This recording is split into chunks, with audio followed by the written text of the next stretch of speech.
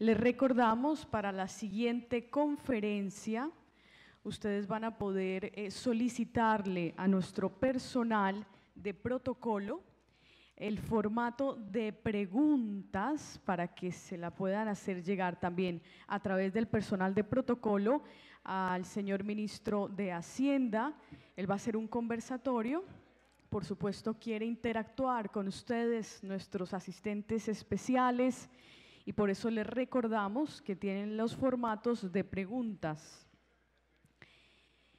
Estamos invitando a la mesa principal al señor ministro de Hacienda y Crédito Público, el doctor Mauricio Cárdenas Santamaría. También invitamos a la mesa principal al señor superintendente financiero, Gerardo Hernández Correa, a la presidenta de la Asociación de Fiduciarias, Estela Villegas de Osorio, al presidente del Consejo Directivo, Luis Fernando Cruz Araujo, y al vicepresidente del Consejo Directivo, el doctor Fernando Inestrosa Rey. Cedo la palabra al señor ministro de Hacienda y Crédito Público, el doctor Mauricio Cárdenas Santamaría.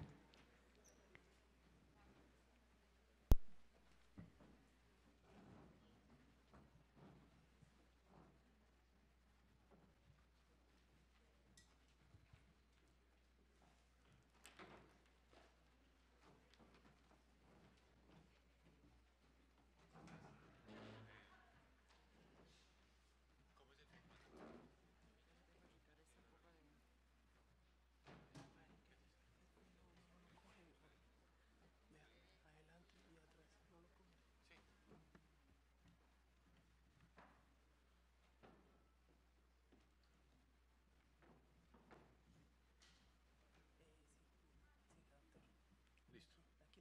Gracias. Eso, gracias.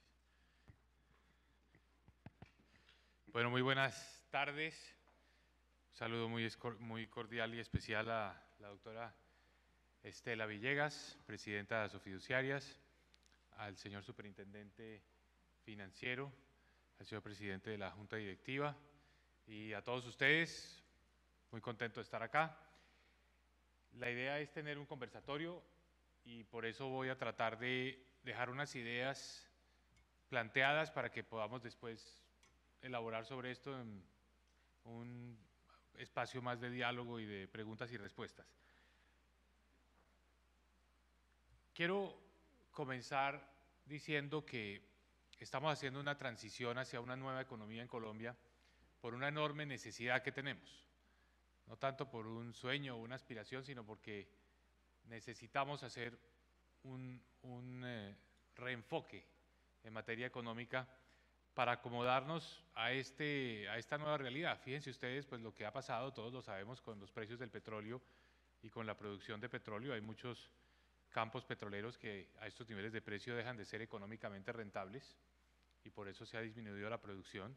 Estamos en el dato de junio en 888.000 barriles por día. Y naturalmente esto ha tenido consecuencias importantes, tanto externas como fiscales. La gráfica de la izquierda muestra el comportamiento de las exportaciones de petróleo.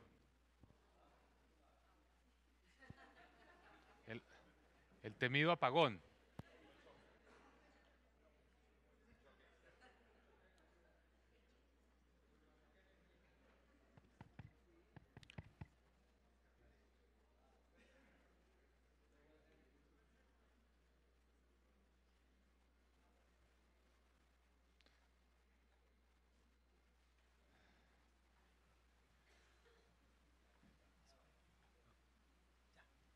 Muy bien, entonces, las exportaciones de petróleo, que están en la gráfica de la izquierda, muestran la caída tan importante de casi 20.000 millones de dólares al año desde el 2013 hasta el 2016.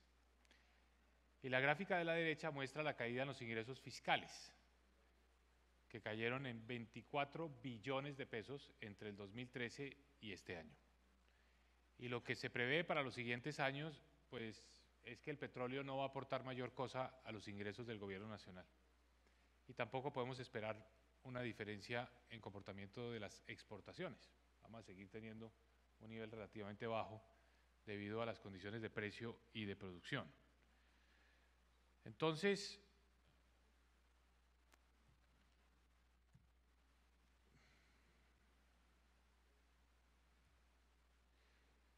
vale la pena decir que nunca antes, o por lo menos desde el año 80 que tenemos buenas cifras, la economía colombiana había estado expuesta a unos choques tan fuertes, tanto desde el punto de vista de caída de las exportaciones como desde la perspectiva de caída de ingresos fiscales.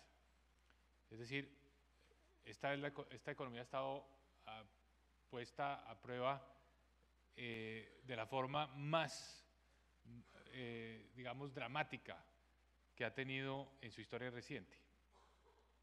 Y ha resistido bastante bien, por cierto. Entonces, necesitamos reenfocar el modelo, necesitamos pensar en otros términos hacia adelante.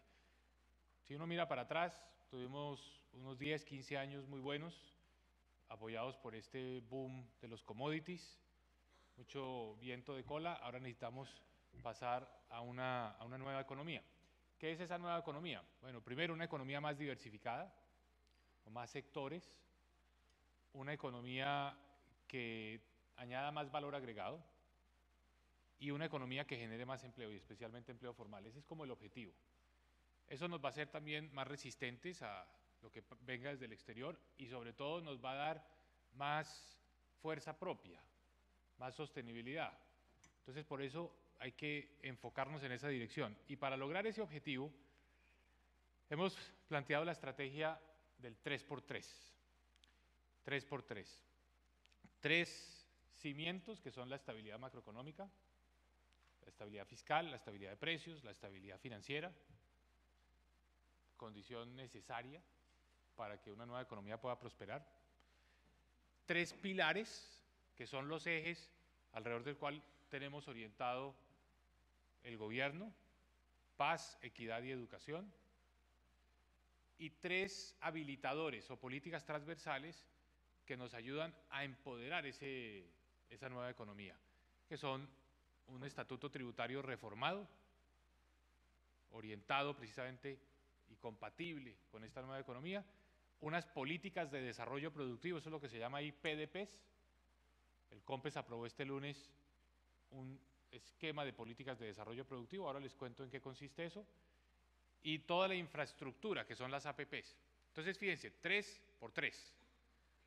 Cimientos macroeconómicos, los 3 pilares: paz, equidad, educación, y 3 grandes habilitadores: un nuevo estatuto tributario, unas políticas de desarrollo productivo y una infraestructura que nos sirve para apalancar esa nueva economía.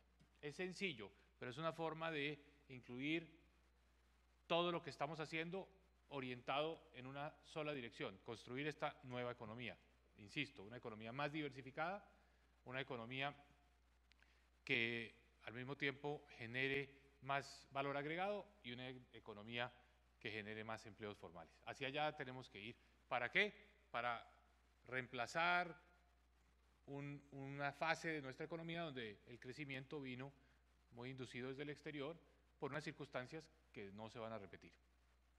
Esa es la nueva economía. Yo podría hablarles de cada uno de estos 9 componentes de esta estrategia del 3x3, pero me tomaría demasiado tiempo y la idea es que nos movamos hacia el conversatorio. Pero creo que para cualquiera es bastante fácil establecer el vínculo entre lo que significa cada una de estas casillas y la nueva economía. Pensemos aleatoriamente. Paz. Pues paz nos va a habilitar el desarrollo de zonas del país que hasta ahora han estado muy afectadas por el conflicto. Podemos desarrollar mejor el agro colombiano, podemos tener más turistas. Eso nos ayuda a abrirle espacio a nuevos sectores de la economía. O pensemos, por ejemplo, en educación. La educación es fundamental para poder calificar mejor nuestra mano de obra, y esto nos va a permitir también tener más posibilidades en términos de actividades con valor agregado, en desarrollo de nuevos segmentos de la actividad empresarial, porque tenemos una mano de obra más preparada. Es decir, es relativamente sencillo establecer el vínculo entre cada una de estas casillas y el objetivo de la nueva economía. Pero yo me voy a detener en algunos de ellos que creo que son de especial interés para este auditorio. En el caso fiscal, entonces nosotros tenemos una regla que nos dice cuál es el máximo déficit que podemos tener. Esa es la línea azul clara. Este año estamos en un déficit del 3.9% del PIB. Y a partir de este año tenemos que empezar a reducir el déficit hasta que alcance la línea azul oscura, que es la que está escrita en la ley de la responsabilidad, la ley de la regla fiscal, que exige una disminución del déficit estructural. El déficit estructural es el déficit que debe existir en una condición de pleno empleo y de precios del petróleo en su nivel de largo plazo. Esta es nuestra Biblia en materia de manejo fiscal y es parte fundamental de la estabilidad macroeconómica. Esto ha permitido que la deuda como porcentaje del PIB en Colombia haya venido bajando. Si ustedes comparan la deuda como porcentaje del PIB en los primeros 4 años de la administración del presidente Juan Manuel Santos, fue inferior a la de los gobiernos anteriores. En el 2015 subió un poco la relación deuda-PIB como consecuencia de la devaluación, porque recordemos que 1/3 de nuestra deuda pública está en dólares. Y al haber una devaluación, esa deuda en dólares sube en pesos. Y por eso la relación deuda-PIB, solo por el efecto de devaluación, subió en 4 puntos. Pero como ustedes ven, la regla fiscal ha permitido un manejo muy ordenado de la deuda pública. Tenemos un presupuesto que está a consideración del Congreso de la República. Aprovecho aquí para hacer un gran reconocimiento a los senadores, al senador Ángel Custodio, a los representantes a la Cámara que están presentes, porque con ellos hemos venido trabajando todo este esquema de responsabilidad fiscal. Este es el presupuesto que acabamos de presentar a consideración del Congreso. Fíjense lo siguiente, un presupuesto donde aplicamos nuevamente una dosis de austeridad inteligente, recortes en gastos generales, congelamiento de la nómina, aumentos salariales exclusivamente asociados a la inflación. Tenemos la necesidad de hacer un recorte en inversión para poder alinear nuestro presupuesto con la regla fiscal. Entonces, lo que les puedo decir es que aquí ha habido una enorme responsabilidad en el manejo presupuestal. Y hemos aplicado desde el 2015 para acá una política de recortes en el presupuesto. Aquí está el representante Didier Burgos, que nos ha acompañado en todas estas votaciones, el representante Oscar Darío Pérez también, en las comisiones económicas. Hemos tenido un esfuerzo grande de austeridad y recortes en el gasto. Y por eso podríamos decir lo siguiente: si uno mira la disminución de recursos que ha tenido el gobierno por la caída petrolera, pero también hemos tenido menos disponibilidad de recursos porque se nos ha aumentado el servicio a la deuda, por la sencilla razón de que con la devaluación pues los intereses valen más. Eso nos ha quitado 4 puntos del PIB de ingresos. ¿Cómo los hemos manejado? La mayor parte, casi 2, con recortes de gasto, 1.4 con más ingresos. Y hemos tenido un poco más de déficit, pero un déficit, primero, moderado, y segundo, que es temporal, porque la misma regla nos obliga a ir reduciendo ese déficit. No voy a entrar en los demás detalles de la estabilidad macroeconómica. En el caso de la estabilidad de precios, decir que yo estoy personalmente muy tranquilo con las decisiones que se han tomado en materia de tasa de interés, en el sentido que están produciendo los efectos esperados y deseados. La inflación, estoy seguro, ya va a comenzar a descender. Es evidente que está pasando en el caso del precio de los alimentos. Esperemos que esto sea suficiente para que le dé tranquilidad a la Junta Directiva del Banco de la República y no se requieran aumentos adicionales de tasa de interés. Pero eso solo lo sabremos cuando llegue el día de la Junta del 31 de este mes y allá tomaremos la decisión. Pero estoy tranquilo de saber que la inflación está ya en camino de empezar a descender. Y los mismos pronósticos del Banco de la República así lo dicen. Esa es la gráfica de la izquierda, que la inflación va a bajar, y lo mismo dicen las expectativas de mercado, la inflación va a bajar. Entonces, por eso creo que la estabilidad de precios se recupera y sobre todo volvemos a estar dentro del rango del 2 al 4% a final del año entrante. Estabilidad financiera, este es un tema importante para todos ustedes. Nosotros estamos muy tranquilos con la situación del sistema financiero colombiano, lo monitoreamos permanentemente. Tenemos el comité de seguimiento al sector financiero, nos reunimos todos los meses, el superintendente, el director de Fogafín, que está aquí presente, el gerente del Banco de la República, aprovecho para saludar a la codirectora Ana Fernanda Mayhuasca, el director de la Unidad de Regulación Financiera, el doctor David Salamanca. Estamos haciendo un monitoreo permanente del sector financiero. Les puedo decir que estamos totalmente tranquilos, niveles de capitalización adecuados, provisión de cartera vencida también muy buena, el orden del 140%, cartera vencida del 3,5%. Entonces, hay estabilidad financiera, pero vale la pena decir acá que en las últimas 2 semanas hemos tenido 2 reportes de las calificadoras. Los 2 mantienen la calificación BBB para el sistema financiero y particularmente para los bancos. Pero uno, el de Moody's, cambió la perspectiva de estable a negativa. El otro, el de Standard & Poor's, hizo exactamente lo opuesto, cambió la perspectiva de negativa a estable. Entonces vale la pena decir por qué. En el caso de Moody's, la interpretación de ellos es que el sector bancario colombiano está muy expuesto al agro y al petróleo. No es cierto. Son participaciones muy pequeñas en la cartera. Y además, cualquier efecto que se haya dado sobre la calidad de estas carteras del sector petrolero y del sector agropecuario ya se manifestó, no es algo nuevo. Dice Moody's, los bancos colombianos consideran parte de su capital el crédito mercantil, cierto, pero hasta un punto. Nosotros cambiamos la norma y después de un momento en el tiempo ya ese crédito mercantil no se puede considerar capital. Dice Moody's, la deuda subordinada, de acuerdo a las normas de Basilea III, no debería ser parte del capital. Eso es cierto. Pero lo que no dice Moody's es que nosotros en otros aspectos regulatorios de nuestra regulación prudencial somos más exigentes que Basilea III. Por ejemplo, nosotros ponderamos los activos de manera más conservadora. Por ejemplo, nosotros adoptamos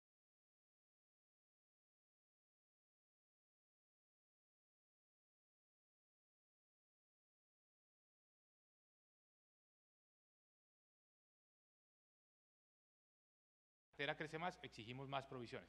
Pero en fin, esta es una discusión donde Colombia debe ir adecuando su marco regulatorio a que esté más alineado con Basilea III y en eso estamos trabajando. No creemos que la calificación o la perspectiva de estable negativa de Moody's esté plenamente justificada. En tanto que la de Standard & Poor's, que pasó de negativa a estable, pues lo que destaca es fortalezas de nuestro sistema, el sector bancario. ¿Qué dice Standard & Poor's? Dice, mire, hay apetito moderado por el riesgo, hay ausencia de distorsiones y creemos que la evaluación es BBB con perspectiva estable. Eso lo acaba de decir Standard & Poor's. Lo que pasa es que los críticos hablan del de Moody's, pero se olvidan de este que salió una semana después.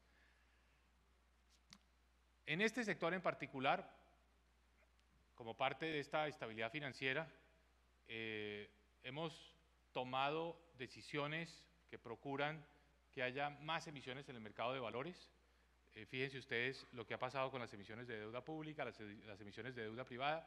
Tal vez en algo en lo que estamos un poquito rezagados es en emisiones en el mercado de acciones. Por eso estamos trabajando en buscar los mecanismos para que haya más emisiones en el mercado de acciones. Nosotros en particular en el gobierno estamos pensando en figuras que nos permitan llevar más activos estatales al mercado bursátil, parecido a lo que hicimos con Ecopetrol en su momento, que lo podamos hacer con otras empresas.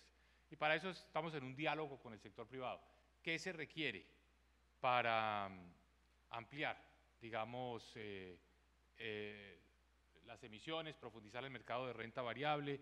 En fin, estamos trabajando como en un formato que permita diferenciar más los diferentes tipos de emisores, que tengan unos requisitos menores para emisores más pequeños, que los requisitos sean proporcionales al tamaño de las empresas y por supuesto traer también más inversionistas, más clientes.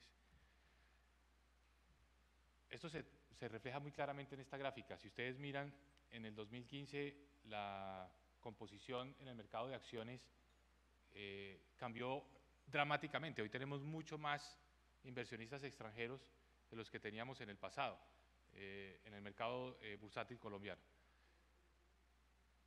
Nos interesa mucho el desarrollo de los fondos de inversión colectiva, que es básicamente un nicho de negocio de ustedes, de las sociedades fiduciarias. Hoy los fondos de inversión colectiva administran 46.7 billones de pesos. Es tal vez el segmento de los fondos de inversión colectiva que ha permitido que crezca el monto de activos administrados por los FIC como porcentaje del PIB. Estamos en 7.8% del PIB, todavía es poco, necesitamos hacer mucho más. Entonces, ¿qué se requiere para aumentar este monto de activos administrados por los FIC? Necesitamos aprovechar la Alianza del Pacífico. ¿Y cómo hacemos esto? Bueno, en primer lugar, permitiendo que a través del MILA se puedan hacer transacciones de más que mercado secundario de acciones, que podamos hacer también transacciones de renta fija, que podamos hacer emisiones primarias de acciones, cosa que ya lo logramos, ya adecuamos el marco regulatorio. Este fue un trabajo en coordinación con los demás ministros de Hacienda de la Alianza del Pacífico y eso ya es una realidad. El MILA sirve para hacer todo este tipo de transacciones. Ya logramos también que digamos que a través de nuestras bolsas y a través de nuestros mercados sobre el mostrador podamos hacer todo tipo de transacciones bursátiles, primarias, secundarias, renta fija, renta variable. Pero necesitamos avanzar más en esta dirección. ¿Y cuál es el siguiente paso? Esto es muy importante para ustedes como inversionistas institucionales. Necesitamos que las normas de regulación en los 4 países de la Alianza del Pacífico empiecen a darle un tratamiento de inversiones locales, domésticas, a las inversiones de cualquier inversionista institucional, sea un fondo de pensiones, un FIC, en uno de los países, que pueda invertir en los demás países y que no compute esa inversión dentro de los topes a inversión extranjera, es decir, que la tratemos como inversión local. Si viene un fondo de pensiones chileno a invertir a Colombia, que esas inversiones cuenten dentro del cupo de inversiones locales en Chile. Y más importante, para lograr eso, que no haya una restricción como la existe hoy en Chile y en Perú, que solo pueden hacer inversiones en países que tengan una igual o mejor calificación, porque eso hace que no puedan llegar a Colombia. Entonces, estamos trabajando con las autoridades chilenas para que los fondos de pensiones chilenos puedan llegar a hacer inversiones a nuestro país. Me voy a saltar esto, simplemente para retomar mi estrategia del 3x3 y enfatizar un punto que considero fundamental, sobre todo para poder masificar más los fondos de inversión colectiva. Necesitamos seguir en este proceso de ampliación de la clase media. Si uno mira la relación entre los activos administrados por los fondos de inversión colectiva en países desarrollados o incluso en Chile como porcentaje del PIB, hay unas diferencias enormes con Colombia. ¿Por qué? Porque estos fondos tenemos que permitir que les lleguen más a la clase media, que la clase media tenga un papel más protagónico en las inversiones a través de los FIC. Y eso se logra pues reduciendo la pobreza, ampliando la clase media. Y eso es un objetivo central de esta estrategia de la nueva economía, donde ya por cierto hay unos logros muy importantes. Si uno mira cómo ha caído la pobreza en Colombia, o puesto de otra forma cómo ha aumentado la clase media, pues vemos que nunca antes habíamos tenido una disminución tan fuerte, 10 puntos porcentuales, 4.600.000 colombianos que salieron de la pobreza e ingresaron a la clase media. Esto estuvo muy asociado a la reducción del desempleo. La fuerza detrás de la reducción de la pobreza en Colombia ha sido la generación de empleo, pero no cualquier tipo de empleo, no cualquier tipo de empleo. Fíjense ustedes qué ha pasado con la generación de empleo en Colombia en los últimos años. Si ustedes miran la gráfica de la izquierda, el área sombreada en azul claro es el empleo no asalariado. Ese se ha mantenido estancado. El que ha crecido es el empleo asalariado, es decir, el empleo que devenga un salario formalmente. O piensen en términos de afiliación a seguridad social, un tema muy importante para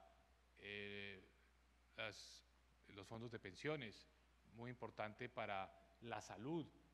La afiliación a seguridad social es tal vez el mejor indicador para distinguir entre un empleo formal y un empleo informal. Si el empleador está pagando aportes a seguridad social, es un empleo formal.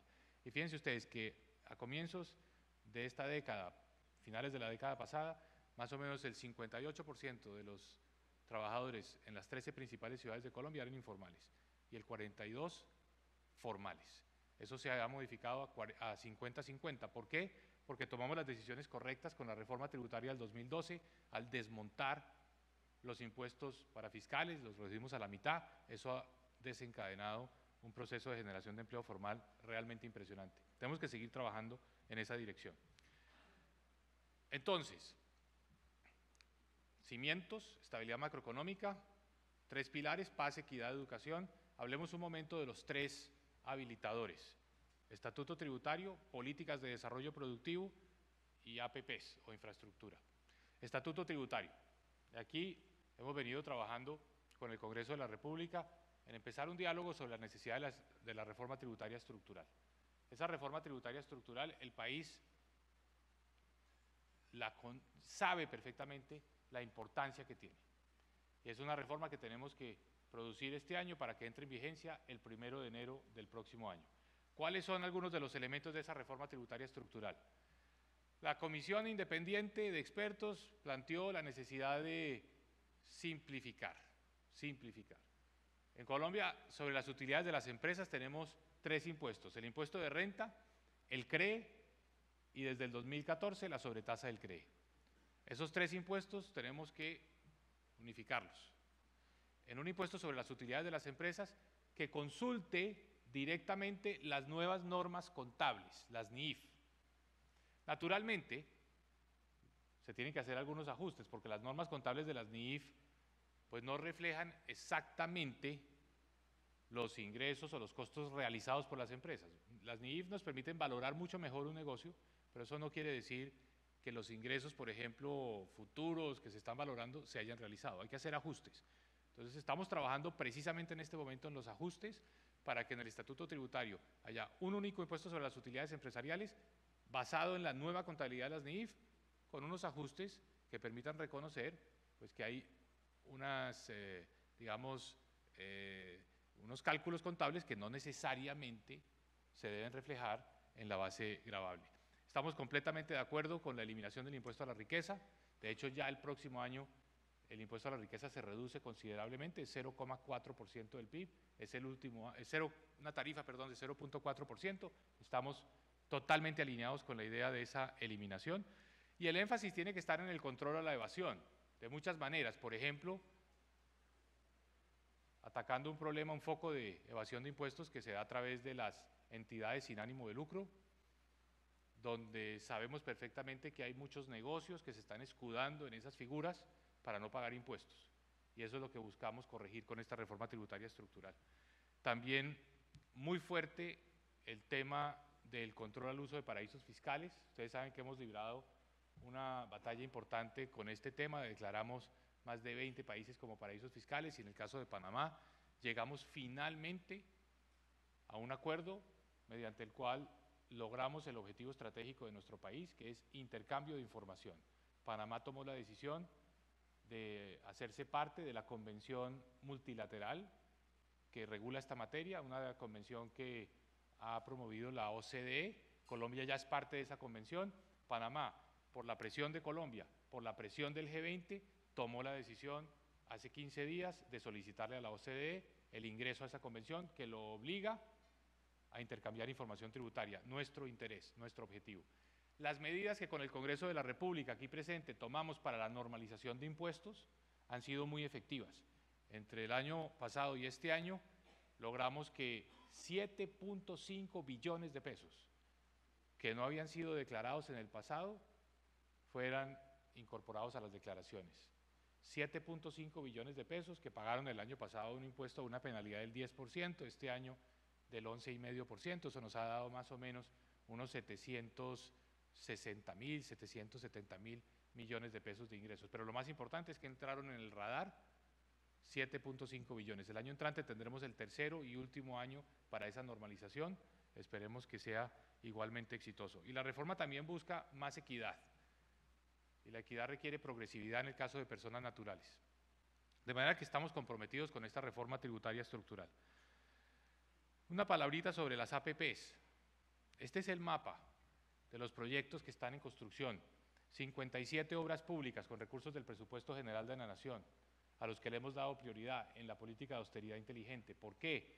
Porque sabemos que estas inversiones tienen un alto multiplicador y nos ayudan a mantener dinámica la economía. Por eso le hemos dado prioridad. Y además, 31 asociaciones público-privadas, 20 de iniciativa pública 11 de iniciativa privada. Todo esto va a requerir inversiones de 16.000 millones de dólares, eso es 48 billones de pesos. Pero para que estos proyectos se puedan hacer hay que financiarlos, alguien tiene que prestarles. Requieren deuda por 11.600 millones de dólares, eso es más o menos 36 billones de pesos.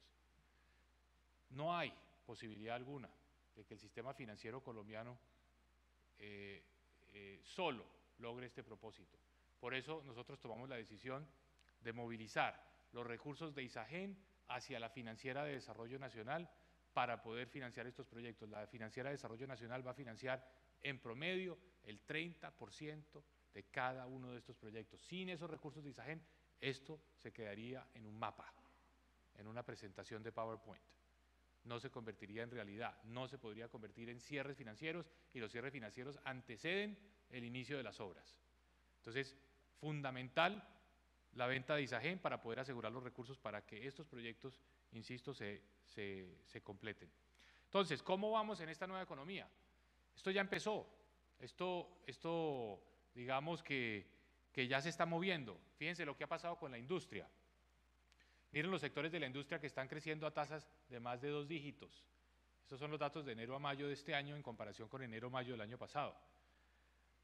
Fíjense que la mayoría de esos sectores de la industria son sectores donde por un lado está aumentando la producción y por otro lado están cayendo las importaciones. Es decir, lo que detonó el crecimiento de la industria fue esencialmente la sustitución de importaciones. Los colombianos estamos comprando menos productos importados y estamos comprando productos nacionales. En muchos de estos sectores, muebles, calzado, vidrio, caen las importaciones, aumenta la producción. Es parte de esa nueva economía, comienza con esta sustitución de importaciones.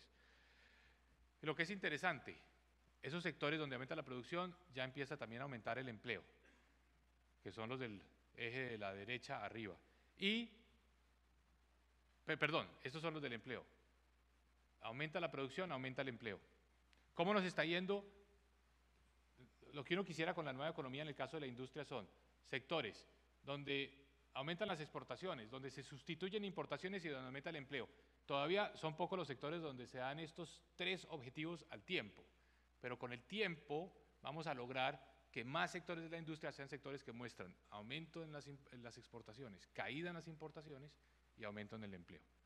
Pero no solo es un tema de la industria, piensen por ejemplo en la ocupación hotelera. La hotelería se ha beneficiado enormemente de la devaluación y sí que se va a beneficiar de la paz. Las tasas de ocupación hotelera, pues este año han estado muy por encima de los años anteriores, hemos batido récords. Vale la pena hablar un poco de este capítulo que no es tan comentado, que es el de las PDPs, Políticas de Desarrollo Productivo. ¿Qué son las PDPs? Eso es lo que antiguamente se llamaba como política industrial. Política industrial en el sentido de apoyar el desarrollo de ciertos sectores de la economía. Esas políticas de desarrollo productivo hoy en la versión moderna son lo siguiente. Tenemos una herramienta que se llama el DATLAS, Atlas con D adelante, DATLAS. El DATLAS es una herramienta que nos permite identificar ciudad por ciudad en Colombia cuáles son las actividades productivas que hoy existen, pero cuáles son unas actividades que tienen muchos nexos, que son como una especie de primas hermanas de las actuales, porque tienen tecnologías similares, porque la mano de obra que se requiere es muy parecida, y esas actividades que están muy cerca, tecnológicamente hablando, también identificamos cuáles son aquellas donde hay un buen mercado, bien sea en Colombia o mercado al cual al que podemos acceder con nuestros TLCs. Entonces eso nos permite identificar ciudad por ciudad de Colombia actividades actuales con las que están cerca y que tienen un alto potencial en términos de crecimiento porque hay mercado. Entonces los empresarios leen esto y saben qué sectores son sectores que podrían conquistar. Pero al mismo tiempo, en las políticas de desarrollo productivo, lo importante es que el apoyo que da el gobierno a través de capacitación en el SENA, financiamiento de Bancoldex o, por ejemplo, promoción de las exportaciones a través de Procolombia, Capital Semilla a través de Impulsa, que esas actividades, ese aporte que da el gobierno colombiano se pueda canalizar hacia esos sectores donde tenemos un alto potencial. Esas son las políticas de desarrollo productivo. Esas políticas de desarrollo productivo voy a ilustrar un ejemplo. Turismo. Entonces, Barranquilla no ha sido un destino turístico por excelencia. ¿Por qué? Porque no tiene un centro de convenciones para hacer eventos como este. Entonces, ¿qué hace el gobierno colombiano como parte de la política de desarrollo productivo? Hace una inversión que complementa una inversión local para construir un centro de convenciones, Puerta de Oro, que además va a habilitar la construcción de hoteles, de apartamentos, de oficinas, en un sitio además absolutamente espectacular sobre el río Magdalena. Entonces, esta es el tipo de intervención de política de desarrollo productivo para apalancar el turismo en Barranquilla. O piensen, por ejemplo, en los hospitales que se están construyendo en Bucaramanga. Este es el Hospital Internacional de Colombia. Hace 15 días estuve allí en la inauguración. 1000 camas. Esas 1000 camas, la expectativa de los promotores de esta inversión, donde entre otras cosas hay inversión extranjera, es que por lo menos el 40% de las camas estén ocupadas por extranjeros. Entonces, ¿qué tenemos que hacer? Nosotros ayudamos al financiamiento y estamos ayudando a la promoción a través de ProColombia para ir a buscar los pacientes en Panamá, en República Dominicana, en Centroamérica. Esto que es cierto en Bucaramanga, en el Hospital Internacional de Colombia, también es cierto en la clínica de la Fundación Oftalmológica de Santander, en Foscal. Las dos tienen las mejores tecnologías, las dos orientadas a servicios de exportación en el sector de la salud. ¿Por qué? Porque se está construyendo un clúster donde tenemos profesionales de la salud, desde enfermeras hasta los médicos más especializados, que nos permiten, digamos, en esta comunidad, pues que haya un tamaño relevante como para que se pueda desarrollar un sector de clase internacional. Ese es el tipo de resultados que produce la nueva economía. Y algo relacionado con esto, en esta nueva economía, pues tenemos que reforzar todas las medidas que por un lado nos permitan controlar la evasión de impuestos y por otro lado nos permitan luchar contra el contrabando, porque para poder desarrollar todos estos nuevos sectores, pues tenemos que asegurar que no hay formas de competencia desleal. Traigo estas fotos de hace 8 días en Buenaventura, donde pusimos en servicio los primeros escáneres que van a permitir que las tractomulas que traen los contenedores a la salida del puerto, pues puedan ser inspeccionados sin necesidad de abrir el contenedor. Antiguamente, nosotros en Buenaventura tenemos más o menos un ingreso de 800 contenedores diarios. De esos, la DIAN tiene capacidad de inspeccionar unos 6 o 7. Inspeccionar un contenedor se demora 24 horas. Entonces, por supuesto, pues la gran mayoría de los contenedores pasan sin ninguna inspección y por ahí es donde entra el contrabando técnico. ¿Qué hacemos con estos escáneres? Podemos inspeccionar en 1 hora que viene en la carga. Podemos detectar cualquier objeto hasta el tamaño de un alfiler. ¿Y qué nos va a permitir? Pues controlar mejor el contrabando y de esa forma es otro instrumento de apoyo al desarrollo de esta nueva economía. Entonces concluyo. Estamos buscando una economía, la nueva visión, el nuevo paradigma, una economía más diversificada. ¿Qué quiero decir con más diversificada? Más sectores económicos, más diversificada regionalmente, mejor distribuida por todo el país y más diversificada también en tamaño de las empresas, donde caben las empresas, las micro, las pequeñas, las medianas, las grandes, en esta nueva economía. Más diversificación, más valor agregado. Naturalmente hay más valor agregado en los servicios de salud, hay más valor agregado en los servicios de la hotelería, hay más valor agregado en la industria. Es una economía que nos da más ingresos, eso es más valor agregado. Y por supuesto una economía que genera más empleo formal. Entonces esa es la economía la que Colombia necesita, no este año, el entrante, es la visión de la siguiente década. Entre otras cosas, porque esta nueva economía tiene más motores propios, no depende tanto de estos vientos de cola, tiene una fuerza y una dinámica propia, es más resistente. Esto ya comenzó y esto es el sector privado. La visión del Estado cambia completamente en la nueva economía. Fíjense que en la vieja economía, la economía de productos primarios, el Estado es el gran distribuidor de los excedentes a toda la población. Un sector como el petróleo genera muchos excedentes fiscales y el gobierno distribuye en infraestructura, en política social. Ahora, el papel del Estado es distinto. El papel del Estado es apoyar el surgimiento de esta nueva economía. Está más en la retaguardia, en la vanguardia está el sector privado buscando los negocios, la innovación, el emprenderismo, buscando desarrollar estas actividades para que la economía colombiana pues mantenga un buen ritmo de crecimiento y un buen nivel de generación de empleo. Entonces, esa es la visión que queríamos compartir con todos ustedes, apreciada Estela. Muchas gracias.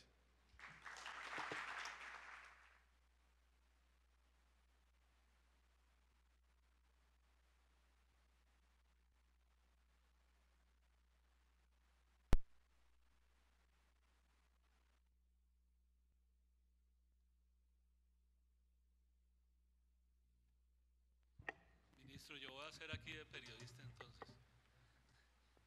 No sé si hay alguna pregunta del público para darle la palabra. Yo tal vez quisiera preguntarle, ministro, algo que en el diálogo de la mañana se planteó aquí por algunos representantes del Congreso y el moderador, y es que si usted cree que en el debate de la reforma tributaria va a haber tiempo suficiente para la discusión de los temas que se van a plantear en esa reforma. Gracias, Gerardo.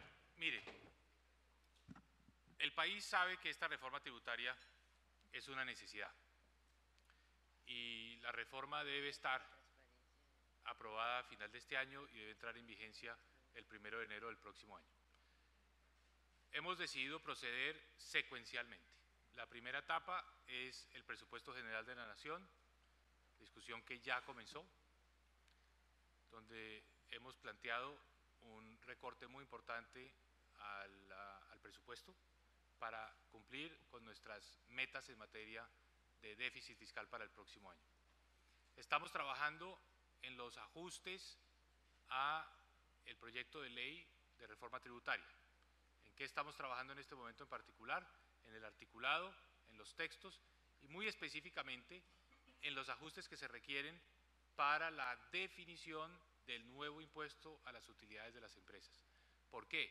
Porque está basado en las NIIF y como todos ustedes saben, las NIIF entraron en vigencia por primera vez en el país este año, es decir, con los estados financieros del cierre del año pasado. Entonces nosotros hasta que conocimos los estados financieros hacia el mes de abril y mayo de este año pudimos empezar a calibrar cómo sería la base gravable, cuál sería el impacto sobre el recaudo de un cambio en esta materia. Estamos terminando ese ejercicio, tenemos un grupo de personas precisamente haciendo los ajustes sobre las normas NIIF, haciendo la traducción de las normas NIIF a las normas fiscales y terminaremos ese ejercicio de definición del proyecto de ley a tiempo para llegar al Congreso de la República para que haya un debate amplio, participativo, suficiente para que podamos sacar una reforma tributaria antes de terminar este año. De manera que estamos trabajando incansablemente en ese proyecto de ley y lo que le podemos decir es que es prioridad del gobierno, lo anunció el presidente en su discurso en la instalación del Congreso de la República, que en estas sesiones del Congreso y en este semestre en particular el gobierno tiene un foco puesto en la reforma tributaria estructural. ¿Por qué?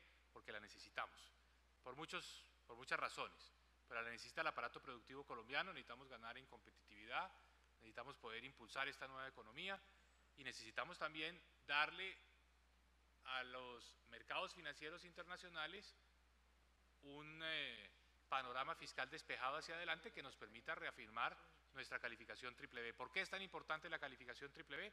Pues este es un auditorio particularmente calificado que sabe exactamente el valor que tiene esa calificación BBB, que nos ha permitido acceder a más financiamiento en mejores condiciones y por eso es un objetivo prioritario del gobierno consolidar, reafirmar, reforzar esa calificación BBB que tenemos hoy por parte de las agencias calificadoras.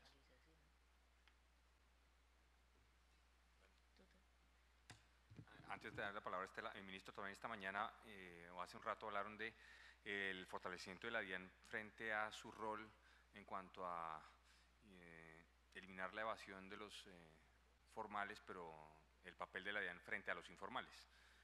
¿Cómo fortalecer a la DIAN en su rol, en su misión de atacar la informalidad? Hay varias propuestas en las que estamos trabajando, unas de ellas vienen de la Comisión de Expertos. Una que nos ha parecido particularmente interesante es permitir que empresas o negocios de un tamaño relativamente pequeño, con un valor de ventas anuales inferior a 100, 150 millones de pesos, puedan formalizarse con un impuesto simplificado que recoge en un solo tributo el equivalente del IVA y del impuesto de renta, es decir, facilitar el ingreso a la formalidad de pequeños negocios. Esa es una idea en la que estamos trabajando, es una propuesta interesante de la Comisión de Expertos. Pero también la formalidad pasa por la inclusión financiera, porque en la medida en que más transacciones se hagan a través del sistema financiero, quedan registradas, quedan reportadas, es más fácil hacerles la trazabilidad. Entonces tenemos que buscar mecanismos que nos permitan limitar el uso del efectivo. Acabamos de estar en México, nos mostraron cómo una de las herramientas más efectivas para luchar contra la evasión es disminuir el valor de los costos que se pueden deducir cuando se hacen pagos en efectivo, para que se obligue a los contribuyentes a utilizar el sistema financiero que, insisto, deja la información, deja la trazabilidad y nos permite un mejor control de la evasión. Señor Ministro, precisamente en la vía de la formalidad, el instrumento fiduciario contribuye a ello. Esta mañana también veíamos cómo cerca de 1 millón de transacciones mensuales se hacen a través de los bancos, fiduciariamente. Nosotros queremos insistir en que se mantengan las normas de transparencia fiscal que hemos mantenido durante más de 30 años y que en la pasada reforma se perfeccionaron. La Comisión de Expertos mencionó muy tangencialmente a los patrimonios autónomos. Nos indicaron además que no había habido un estudio profundo para haber mencionado precisamente a este instrumento como, digamos, como un sujeto pasivo que en el futuro debería tenerse. Sería, señor ministro, fatal, porque lo eliminaría. Y realmente también se perdería con un instrumento que, como usted lo acaba de mencionar, pues asegura que las transacciones se hagan por los bancos y que la información que le llega a la DIAN a través de nuestros clientes sea trazabilidad, sea información además controlada por la superintendencia, que es realmente un gran activo para la propia DIAN.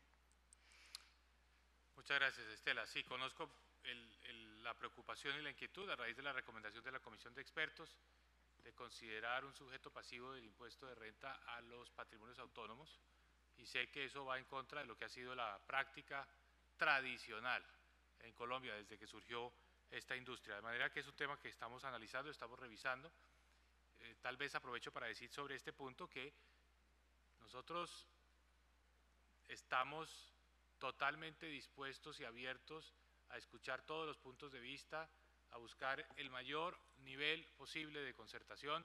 Estoy seguro que ese también es el espíritu del Congreso de la República. En esta reforma tenemos que acertar, tiene que ser una reforma realmente estructural. Esta no es una reforma para tapar un hueco del año 2017, por eso hemos tomado la decisión de presentar un presupuesto muy austero, porque esto no es buscando generar el cierre o el cuadre de las finanzas públicas del 2017, eso lo logramos con el presupuesto. Entonces, esto nos debe ayudar a todos a pensar en una reforma que tenga largo aliento. Esta no es una reforma para, insisto, el gobierno del presidente Juan Manuel Santos, no es para cuadrar las cuentas del 2017, no es para tapar un hueco, es una reforma que nosotros la estamos pensando como un legado para el país. ¿Un legado para qué? Para que el estatuto tributario nos permita lograr estos objetivos de la nueva economía. Entonces, por eso hay que acertar, y para acertar se requiere escuchar, se requiere diálogo y se requiere esa concertación. Vamos a revisar este punto, sabemos que es un punto de mucho debate, pero entendemos perfectamente la posición de Asofiduciarias y la posición que seguramente todos ustedes comparten sobre la neutralidad que debe existir sobre los patrimonios autónomos desde el punto de vista tributario. Nos llega una pregunta del auditorio en relación con, ministro, en su asocio fuimos pioneros con titularización de activos de crédito, hoy tienen un beneficio fiscal, la compraventa de acciones, bolsa de valores. ¿No han pensado en darle ese tratamiento a la participación de fondos de inversión colectiva que inviertan en inmuebles productivos y o infraestructura? Y le añado, y o desarrollo rural. Pues la verdad no hemos, en esta reforma estamos tratando de pensar lo menos posible en beneficios tributarios. Estamos pensando más que todo en términos de equidad, de simplicidad, de unas reglas de juego comunes, estándar, donde la cancha sea relativamente plana para todos. Creemos que esa es parte de la filosofía. Una de las recomendaciones de la Comisión de Expertos, obviamente son recomendaciones difíciles de llevar a la realidad y a la práctica, pero son puntos de referencia en el debate, es que en Colombia tenemos muchos regímenes especiales, muchos tratamientos especiales, beneficios, en fin. Entonces, la filosofía con la que estamos abordando esta reforma es una filosofía un poco más neutra, y creemos que el apoyo a los sectores económicos se tiene que hacer no tanto por la vía tributaria, sino por la vía de las políticas de desarrollo productivo que mencioné, inversiones complementarias, financiamiento, capital semilla, capacitación, educación, que en ese sentido estén orientadas las políticas de desarrollo productivo. Por eso no incluimos dentro de las políticas de desarrollo productivo la política tributaria. Sigue abierto el espacio para preguntas por parte del auditorio.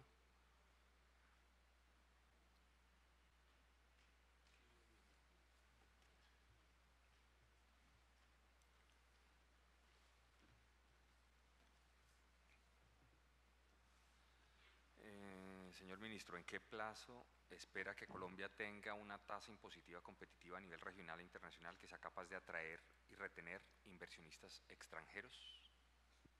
Yo creo que es honesto y sincero decirles que todos estos cambios tributarios deben tener una dosis de gradualidad. Nosotros tenemos que irnos acomodando gradualmente en unas transiciones que no resulten traumáticas, es decir, que no pongan en riesgo el recaudo, porque tenemos obviamente muchos compromisos en términos de las necesidades fiscales del Estado, los programas sociales, la inversión en infraestructura. Tenemos que hacer una transición gradual, y esa seguramente será la filosofía de la reforma, para poder decir que en un tiempo prudencial pues se han logrado esas condiciones de competitividad, pero que vamos por una senda en la cual lograremos esos objetivos en un plazo de tiempo razonable. No podemos hablar de muchos años, pero sí tenemos que introducir una cierta gradualidad.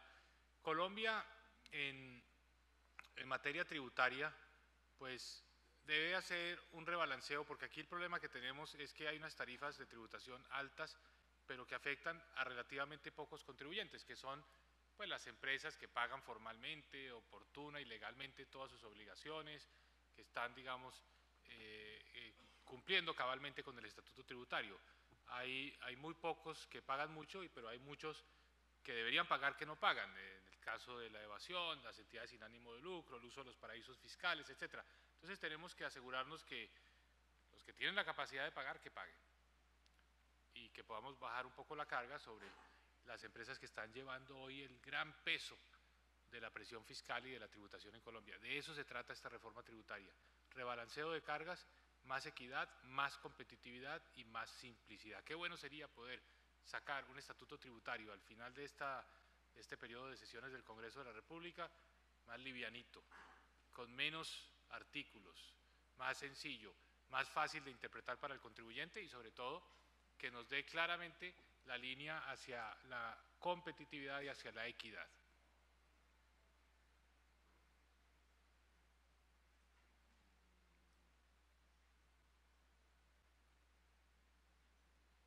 Bueno, si no hay ninguna otra pregunta, le queremos agradecer, ministro, su presencia. Para nosotros es un honor tenerlo aquí en este espacio. Pues muchas gracias. Si me permite decirles nuevamente, este es un sector en el que tenemos cifradas todas nuestras apuestas de desarrollo del mercado de capitales, y en particular en el contexto de la Alianza del Pacífico. Queremos que este sector sea uno de los grandes beneficiarios de esa alianza. Una fórmula que hemos venido explorando con nuestros colegas ministros de Hacienda y que quisiera dejar sobre la mesa para que ustedes reflexionen sobre ella, es que como tenemos buenos estándares aquí de supervisión del sistema financiero y de regulación por parte de la Unidad de Regulación Financiera del Ministerio de Hacienda, y eso pasa también en los demás países de la Alianza del Pacífico, que una entidad, en este caso particular, un fondo de inversión colectiva, autorizado para operar en Colombia, automáticamente pueda salir a ofrecer sus productos, es decir, ir a conseguir recursos en cualquiera de los 4 países de la Alianza del Pacífico. ¿Eso qué quiere decir? Que estableceríamos el pasaporte para los fondos de inversión colectiva. Eso es muy importante, porque quiere decir que la base de clientes se aumenta y al mismo tiempo, pues los negocios pueden crecer. Entonces, fíjense ustedes que la Alianza del Pacífico, pienso yo, es el gran futuro de esta industria, es lo que nos va a permitir crecer más aceleradamente en los próximos años. Y adicionalmente, pues están muchos negocios de esa nueva economía que van a requerir de la intermediación a través de las sociedades fiduciarias. Ustedes saben perfectamente que en estas asociaciones público-privadas, si algo es indispensable, si algo es un requisito, es la creación de estos patrimonios autónomos donde confluyen los recursos públicos, los recursos privados, de manera que esta es una industria que naturalmente va a ganar, ya está ganando, como consecuencia del desarrollo de las asociaciones público-privadas. Y ese proceso de asociaciones público-privadas, el país lo está viendo hoy en el caso de las 4G muy claramente, pero tiene que empezar a verlo en otros sectores, como por ejemplo la construcción de aulas escolares, como por ejemplo la construcción de cárceles y por supuesto los proyectos de transporte masivo en las ciudades, como es el caso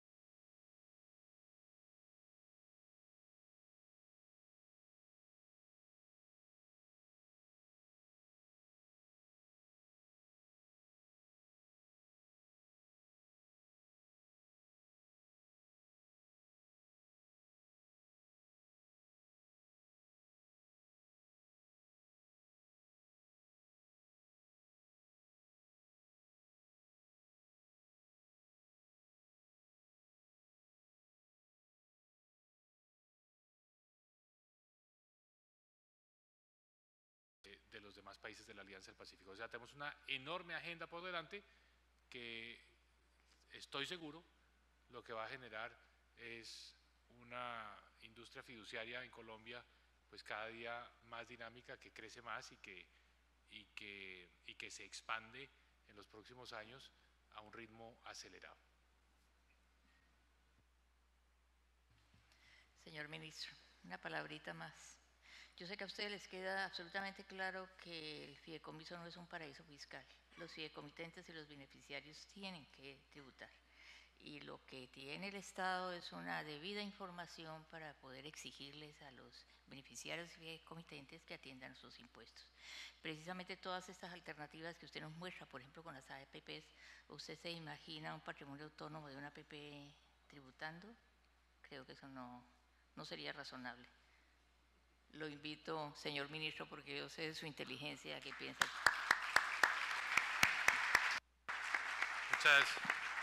Muchas gracias, pero aprovecho para decir y reiterar que en materia tributaria nosotros tenemos el poder de la iniciativa, pero el de la decisión final es el Honorable Congreso de la República.